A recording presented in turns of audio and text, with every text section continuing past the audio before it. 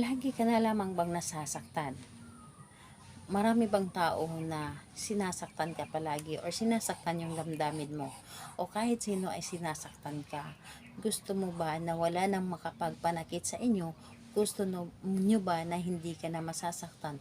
Or wala nang taong magtangka sa inyo na saktan ka? Halimbawa na lamang na chinichismis ka or yung ginagawan ka ng hindi maganda.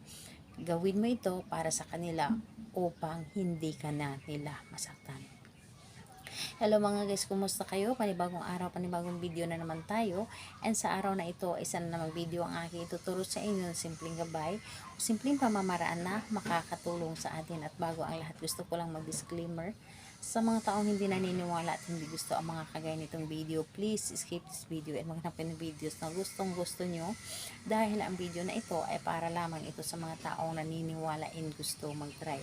Sa lahat po ng mga nagko-comment dito sa aking video dito sa loob ng aking channel, mag-iingat sa lahat ng mga nagre-reply sa inyo na dinadala kayo sa WhatsApp and Imo app upang makaiwas po tayo sa scam.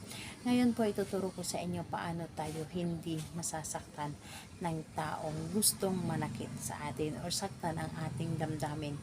Ito ay pwedeng gawin sa kahit sino, basta't alam po ninyo na ang taong yun or sa kahit sino po na kahit hindi mo alam na sinasaktan ka na pala, gawin mo ito para kahit sino ay wala na makapagpanakit sa inyo. Ang dapat mo lamang ihanda dito is kailangan mo lamang dito maghanda ng isang papel, kailangan mo dito ng isang dahon ng laurel at panulat. Ito lamang ang dapat nating ihanda. So kapag handa na yung akin na ibanggit dito is kailangan mo lamang dito i-ready ang inyong sarili. Kailangan na siguraduhin mo sa inyong sarili na gustong gusto mo itong gawin. Siguraduhin mo na hindi ka nagdududa sa dapat mong gawin. And ayun po, kailangan na buo ang inyong loob sa paggawa nito. And ayun po, kailangan na naniniwala ka sa dapat mong gawin. So, ayun po, kapag ready ka na, pwede mo na itong umpisahan. Ang gagawin mo lamang dito, napakadali lamang. Dito sa isang papel, isulat mo dito lahat ang iyong nais. Isulat mo dito lahat ang nais mo. Halimbawa, ako ay hindi ninyo sasaktan, hindi ninyo sasaktan ang aking damdamin, hindi niyo ako imamaritis o hindi ninyo gagalawin ang aking buhay or hindi, wala kayong pakialam sa akin. At sino man ay hindi ako kayang saktan.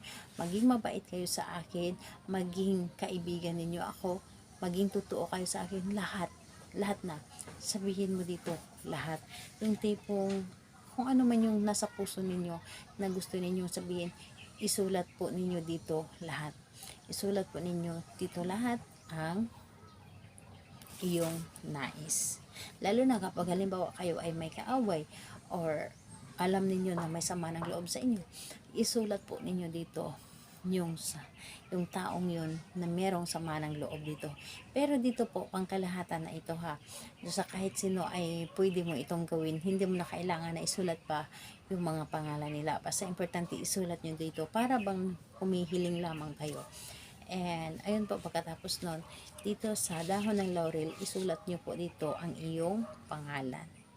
Isulat ninyo dito ang iyong pangalan, and pagkatapos mo isulat dito ang iyong pangalan, humiling ka lamang.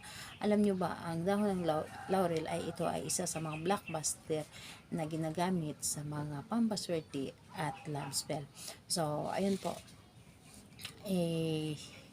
humiling lamang kayo dito. Halimbawa, ako ay hindi ninyo sasaktan, kahit sino man ay hindi kayang manakit sa akin, magiging totoo kayong lahat sa akin, maging kaibigan, at kailanman hindi ninyo ako gagawa ng masama, at kailanman ay ako ay inyong kaibigan at magiging magaan yung loob ninyo sa akin.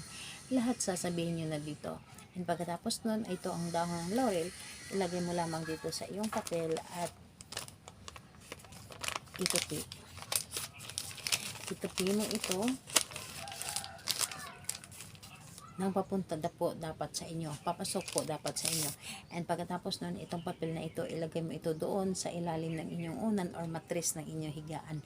Doon po ninyo ito ilagay, and hayaan ninyo kahit sino ay walang taong manakit sa inyo, yung tipong walang taong kakalabanin ka, sila ay magiging mabait sa inyo, sila ay magiging kaibigan mo, at lahat sila ay kahit sino pa man ay magiging magaan ang loob sa inyo.